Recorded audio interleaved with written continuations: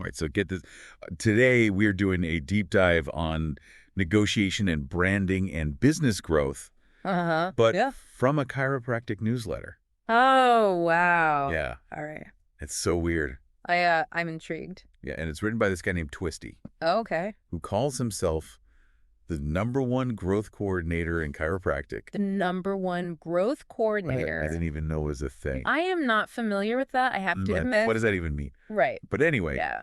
he uses the Trump-Zelensky meeting Oh, wow. as like a case study for how to like be better at business. Okay. So using a real-world high-stakes example. Yes, exactly. Interesting. As like a lesson for chiropractors. Specifically for chiropractors, or is he trying to extract some universal principles? I think he's trying to extract universal principles. Okay. But we'll see. All right. He lays out 5 takeaways. 5 takeaways. And we're going to go through them and see if we can learn anything from this very strange source. Sounds like fun. Okay, so takeaway number 1 is look the part. Look the part. And he goes on and on about the importance of appearances. Oh. He name drops Gucci and talks about like stain-free jeans and a Razor Ramon good shirt. A Razor Ramon good shirt. Which I don't even know what that is. I am unfamiliar as well. Yeah. Yeah.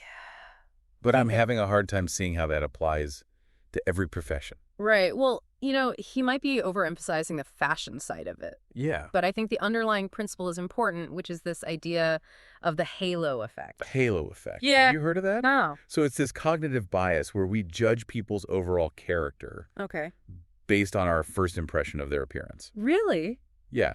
So like if someone looks put together and professional, Mm-hmm. we tend to assume that they're also competent and trustworthy. Makes sense. And the opposite is true too. So you're saying that even though Twisty's fashion advice might be questionable, Right. the idea that appearances matter Yes. is actually legit. Exactly. It's about making sure that your appearance isn't working against you. Okay, I can see that. Yeah. So it's not about wearing a specific brand or anything. It's more about understanding what professional or trustworthy looks like Yes. in your particular industry. Exactly. Okay, on to takeaway number 2. All right. This one's a little bit spicy. Ah. So he basically says that Zelensky was a dope Ooh. for not controlling the narrative Okay. in that meeting with Trump. All right. The language is a little strong, It is a bit much. but I do think there's something to this whole idea of controlling the narrative. Absolutely. What do you think? He's talking about framing. Framing. Yes, framing is how we present information Okay. to shape people's perceptions. Oh, I see. Think about it. Yeah. Are you more likely to buy something if it's presented as a limited time offer or if it's just presented as like a regular product? Yeah, probably limited time offer. Right. Because it feels like I have to act now or I'll miss out. Exactly. That's framing. So are you saying that we're being manipulated by framing all the time? To a certain degree, yes. Oh. Politicians use framing. Okay. Advertisers use. We all use framing in our personal lives. We do? Yeah, to try to influence how people see things. Wow. I never thought about it that way. Yeah, it's pretty powerful. It is kind of scary. It can be, but it can also be used for good. Like, How? well, for example, if you're trying to persuade someone to do something, Uh-huh. you can frame your request in a way that emphasizes the benefits for them Okay. instead of just focusing on what you want. That makes sense. Yeah. So like instead of saying, hey, can you do this for me? Right. I should say something like, hey, doing this would really help you out because Exactly. I like that. Yeah. Okay. Takeaway number 3 is be transparent. Be transparent. Now, this one's a little ironic Oh, how so? because it's coming from a newsletter that's also heavily promoting its own paid program. Right. So he's telling us to be transparent Uh-huh. while also trying to sell us something. Yeah, that is a bit ironic. But I do think there's value in transparency, I agree. especially when it comes to building trust. Absolutely. But how do you balance transparency with Yeah. like protecting your competitive edge? That's a great question, and it's a tricky balance. Yeah. You don't want to give away all your secrets, Right. but you also don't want to be so secretive that people don't trust you. Exactly. So I think the key is to be strategic about what you share. Okay. So like what kind of stuff should you be transparent about? I think it's helpful to be transparent about your values. Those values. Yeah, like what you stand for Okay. and your process. Process, like how you do what you do. Exactly. People are often curious about how things work. Yeah, that's true. And by sharing your process, you can demonstrate your expertise. and build trust. So maybe share the high-level insights, Right. but keep the secret sauce under wraps. Exactly. You want to share enough to be valuable, but not so much that you're giving away your entire playbook. That makes sense. Yeah. All right, takeaway number 4. Okay. Negotiate like Trump. Oh, boy. Now, I am not going to get into the politics of it all. Yeah, that could be a whole other deep dive. A whole other deep dive, yeah. Right. But I am curious Yeah. if there's anything we can learn from his approach Okay. without, the drama. Right. What do you think?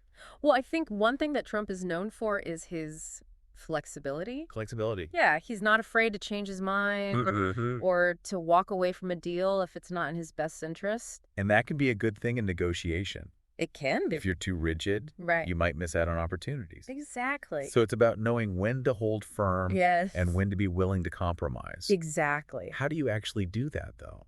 It's tough. Yeah, in the heat of the moment. Right. It takes practice. Yeah. But I think it's helpful to think about your goals. Okay. What are you trying to achieve?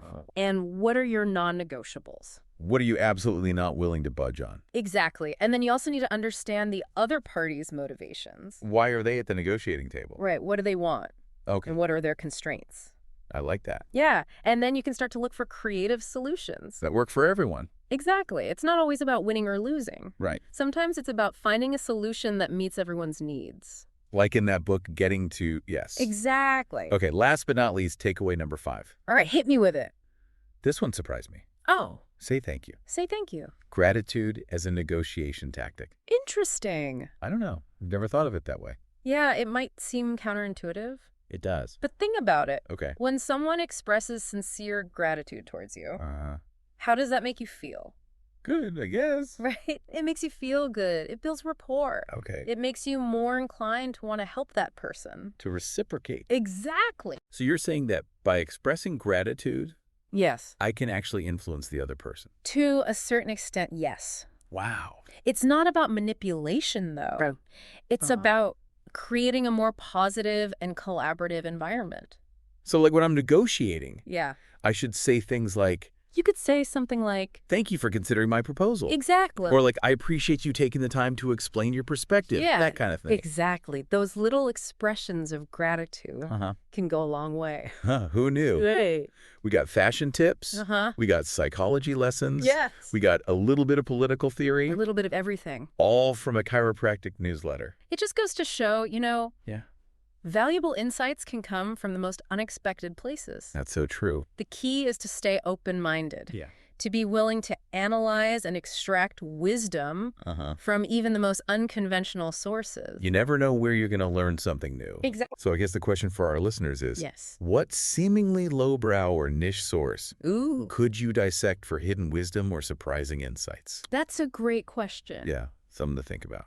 Definitely. All right, thanks for joining me on this bizarre deep dive. My pleasure. I'll see you next time. Sounds good.